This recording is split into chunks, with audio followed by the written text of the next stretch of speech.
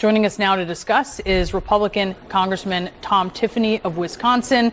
Sir, thanks for being with us. You'd posted on X, formerly Twitter, that the federal government should not be spying on U.S. citizens without a warrant. Get a warrant. Obviously, you have concerns here. You seem to be against Section 702 as it stands. You did not, though, join your colleagues in tanking what was a rule vote, a procedural vote yesterday. Can you tell us why? Yeah, that's correct. I just wanted to get to a vote. That's why I voted yes on that procedural rule vote, because I want to be able to vote on the amendment that stops these warrantless searches. And I believe we have the votes in the House to be able to pass this. I mean, look at the Judiciary Committee, which I sit on. We passed our version of the bill out of Judiciary 35-2. I think there's broad bipartisan support for these reforms to 702.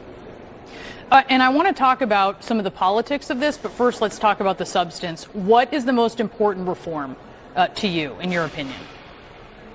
It's the amendment that prevents warrantless searches. I mean, that really is the amendment that's at the heart of it. And that was contained in the Judiciary bill. I was disappointed that that's not the base bill that we got. But anyhow, that was the negotiations that went on through the House. We have the amendment before us. I do think we have the votes.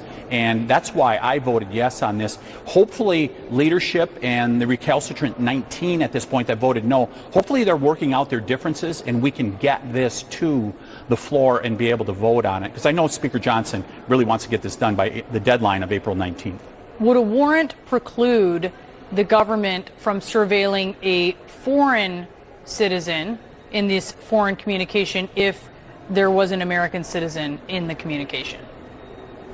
Yeah, I don't believe that this would preclude us from being able to access information in regards to a foreign individual.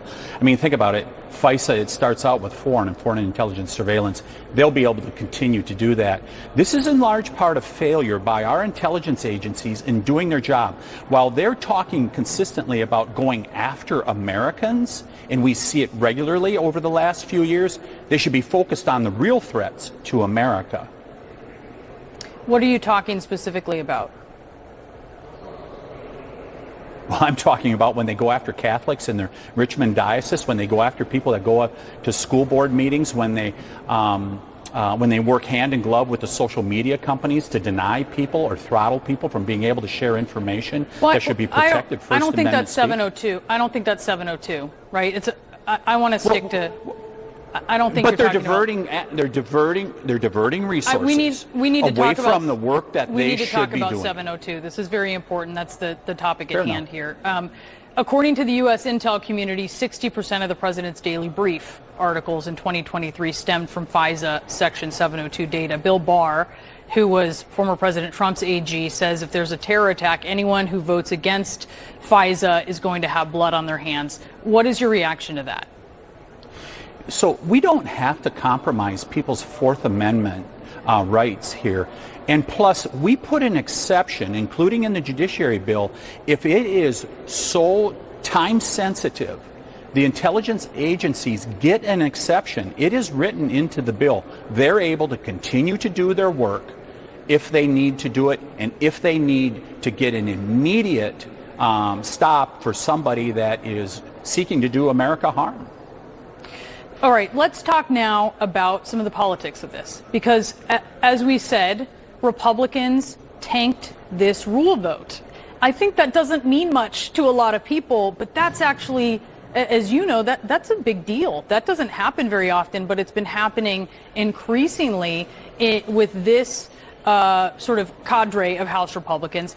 How should we, you can help us, how should we understand this vote? Was it actually about opposition to FISA Section 702, or was it a protest vote against Speaker Johnson? Because the failed rule votes under Speaker McCarthy were a bit of a harbinger of his fate. Yeah, I can't speak to, is this some effort to undermine Speaker Johnson, because I have not heard that. I think it's a group of people that want to have a better bill. We're going to find out now, probably in the next 24 hours or so, if that's actually the case, if we see a bill come back to the floor. And I think that there's some negotiations that are going on behind the scenes between leadership and some of those 19 to try to get the bill to the floor. I sure hope that that's the case. It does.